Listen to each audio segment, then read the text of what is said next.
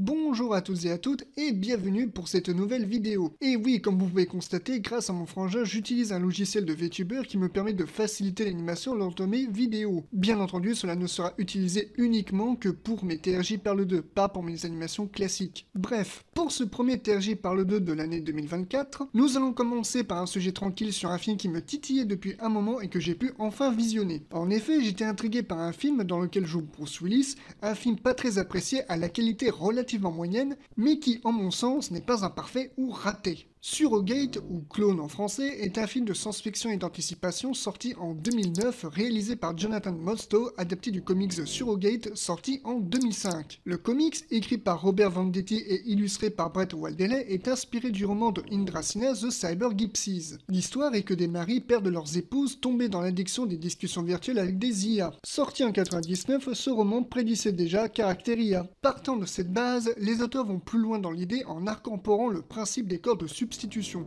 des machines qui ne seraient que des versions perfectionnées de nous-mêmes, nous poussant à devenir accros à notre apparence. Mais c'est ainsi que surgit un assassin qui nous rappelle cruellement la fragilité de notre existence, une prise de conscience que prendra le héros principal Harvey Greer, délaissant son corps de substitution pour être lui-même et se rapprocher de sa femme avec qui il se sent éloigné à cause de la perfection des clones. Le comics est à boire et à manger. Graphiquement, le comics est original, proposant un style proche de Mike Mignola et Frank Miller. Enfin, Frank Miller dans ses meilleurs jours. Aux lignes certes simplistes, renforcées par une mise en couleur qui accentue la teinte terne de l'œuvre. Mais c'est justement l'histoire qui pose un peu problème. Dans son ensemble, c'est assez pessimiste sur le ton, et l'idée d'addiction et d'apparence n'est pas assez accentuée. Certains éléments sonnent vraiment comme du pur comics, en témoigne le meurtrier qui démontre clairement l'influence envers le papa d'Hellboy. Le défaut est que l'histoire se focalise trop sur l'enquête et pas assez sur le reste. Les troubles personnels d'Harvey ne sont que peu démontrés, ne connaissent aucune réelle progression et arrivent de façon brute. L'univers est mal exploité sur le propos des clones, la réponse au problème est bancale, etc. Néanmoins, ce n'est clairement pas une mauvaise BD, contrairement aux comics de Men in Black et The Mask qui sont vraiment nuls et sans intérêt. The Surrogate reste intéressant de par son style graphique original même pour aujourd'hui. Mais comme toujours dans les adaptations, la principale raison d'un rejet c'est sa différence plus ou moins grande avec le support d'origine. En effet, le film opère des changements flagrants par rapport aux comics. Tout comme la BD, le film nous place dans une société où l'humanité utilise des clones de substitution pour vivre au quotidien. Mais tout bascule lorsque des meurtres impliquant la mort d'un clone et de son hôte commencent à apparaître. C'est donc à l'inspecteur Tom Greer, incarné par Bruce Willis, d'enquêter, mais les choses sont plus complexes qu'elle n'y paraît.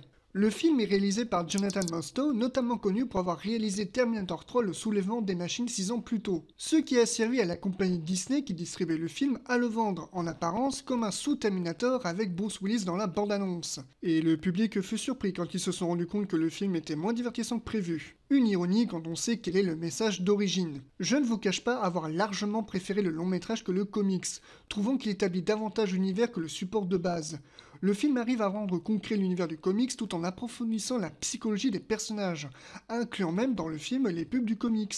Un des aspects tout bêtes est que nous puissions dissocier les clones de leurs hôtes tout en nous démontrant le quotidien à travers toute la superficialité qui en émane. Même si je reconnais qu'il y a certains bruitages qui font véritablement cheap. Chose où le comics permet mal de distinguer le clone de la vraie personne. Ce qui renforce l'aspect étant les jeux d'acteurs où l'on sent la différence. En tant que clone, ils sont sûrs d'eux, froids, sans compassion et quasi invincibles, ou du moins n'ayant aucunement peur de la mort. Mais lorsqu'ils doivent retrouver leur sens humain, ils sont désorientés, affaiblis, fragiles, à fleur de peau et en larmes. Ainsi, on perçoit mieux ce que le film veut nous dire et nous faire ressentir. Choix renforcé pour avoir pris la décision de donner un look poupée de chiffon aux clones pour mieux les distinguer des êtres humains, affirmant davantage leur aspect artificiel et commerciaux. Si la base de l'addiction et de la superficialité reste présente, le film rajoute une subtilité en plus. On apprend que les clones servaient juste aux personnes handicapées, mais qu'ils ont vite été utilisés à des fins commerciaux, les plongeant dans une quête de perfection absolue. Mais on apprend que la plupart ont des raisons personnelles de se vouer à l'usage des clones. Par exemple, on apprend au début de film que Tom et Maggie ont eu un enfant, mais qu'il est hélas décédé dans un accident de voiture, laissant un vide dans le couple. Depuis, Maggie s'est réfugiée dans son clone pour se sentir protégée, étant traumatisée par cet événement. et peine à sortir littéralement de son cocon protecteur. C'est à la limite le seul reproche du film, c'est que cette partie du scénario entre Tom et Maggie ne soit pas plus explorée. Mais le peu que nous avons reste agréable. De manière générale, le scénario se suit bien, même s'il peut paraître un peu compliqué à comprendre la première fois, mais reste agréable avec des retournements inattendus qui baignent d'une douce ironie. Beaucoup avaient reproché que le film était plus positif sur sa fin que le comics, mais en mon sens, cela colle avec ce que le film évoque tout du long. Si la fin était comme le comics, ce serait tragique, certes, mais contradictoire.